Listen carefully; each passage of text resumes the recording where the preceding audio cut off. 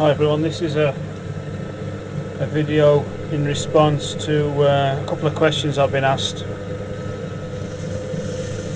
via YouTube. It's quite humbling really to think that somebody values your opinion, but I'm just feeling my way through ceramics, same as everyone else, but it's nice to be asked. You might not get the perfect answer and the most eloquent one, but at least you'll get an honest one. The first one was about throwing a bottle shape with a narrow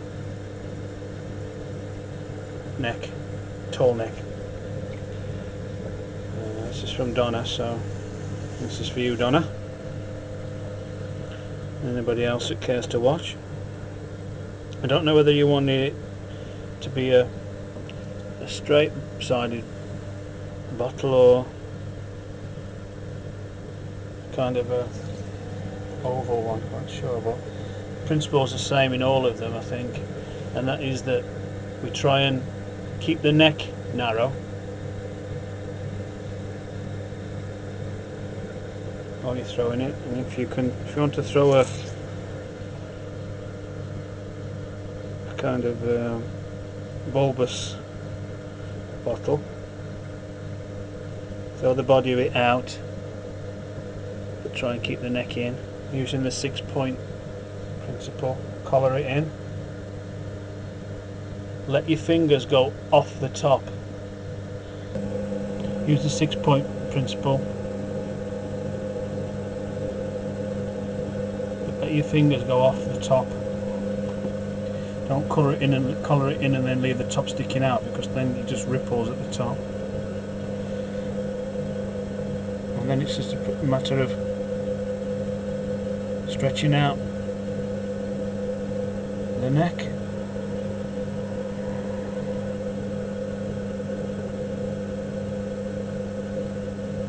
pulling it up. As you collar in, obviously you're making this part of the clay thicker, which gives you more clay to pull up, and it's just a succession of collaring it in right off the top.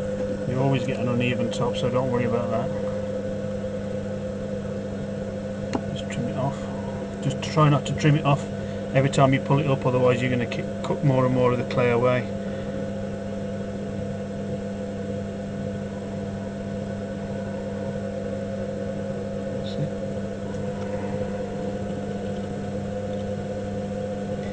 My finger at the bottom is curled under slightly on the shoulder to grab hold of the clay, and then you just throw it as if you're throwing a cylinder, but it's tall and thin.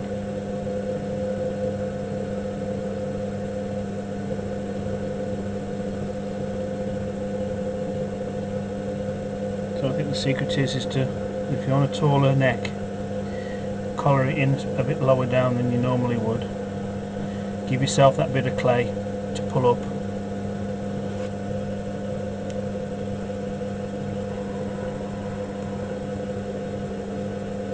I hope that's answered the first question. Everybody, this is the second part of this video on pricing. Someone's asked me, Dan has asked me a question about how to price pottery, and it's a very difficult thing to do. The reason why I got into this is for the art of it, or for the craft of it, not for the making of the money.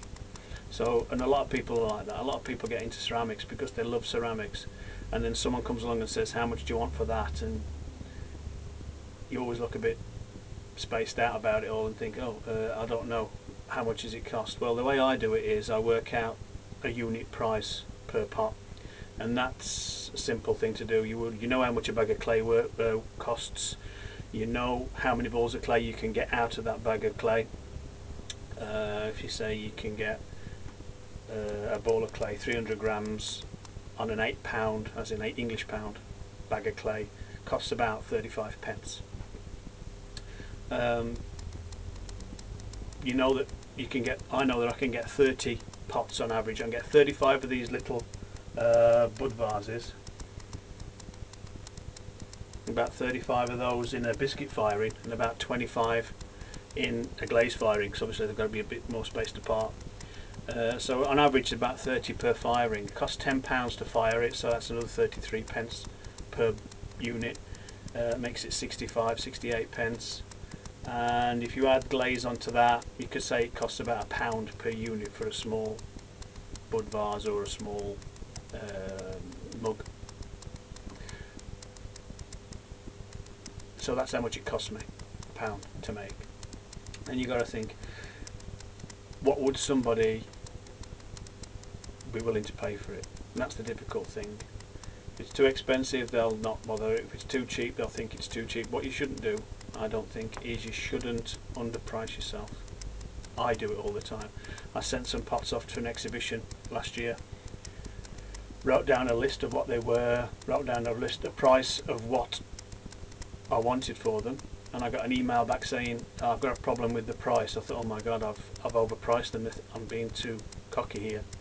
And I read further down the email and it says, you've not charged enough, so we've increased the price for you. And they'd almost doubled the price on what I asked for them, so it's very difficult to price your own work. The way I look at it sometimes is, I think if someone else had made this piece of pottery, what would I be willing to pay for it? So these little bud vases and these little unomis that I make and I sell a lot of, they sell for £8, which looks like a large markup, £7 profit, but there's your time and your effort and what the market is willing to pay.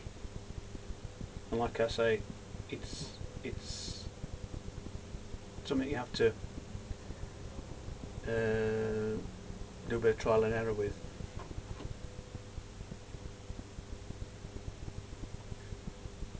Another thing to consider is the functionality of it. A good example is, it takes 5 minutes to throw a large bowl, another 5-10 minutes to turn it properly. Once it's biscuit fired, it takes 2 or 3 minutes to glaze it, and then you've got to put a bit of brushwork on it or whatever decorating you want to do on it. But really it takes, on the maximum amount, if you're really into it, about 15-20 minutes to make. So that's your personal time that you have to put a value on. On the other hand, if you make a teapot, you've got to throw the body, throw the lid, turn the lid, throw the spout, pull the handle, construct it, glaze it, fire it. When you've added all the time together, it can be nearly an hour of your personal time to make that teapot. But somebody's probably more willing to pay a lot of money for a large bowl that's a conversation piece than they will be for a teapot. So you really can't just value a pot on the amount of time and effort you put into it. There's the aesthetic point of view as well. So it gets more and more complicated the minute you try and think about it. Excuse me. So the way I look at it, as I've mentioned earlier, is that I think, what would I pay for that? If someone else had made that piece, what would I pay for it?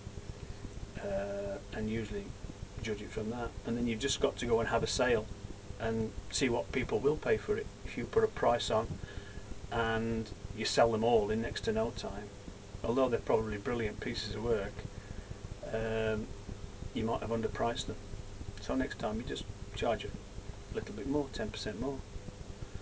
I hope that's gone some way to answering your questions. It's difficult. I think the reason why you don't get a straight answer from anyone is there's never a straight answer to it.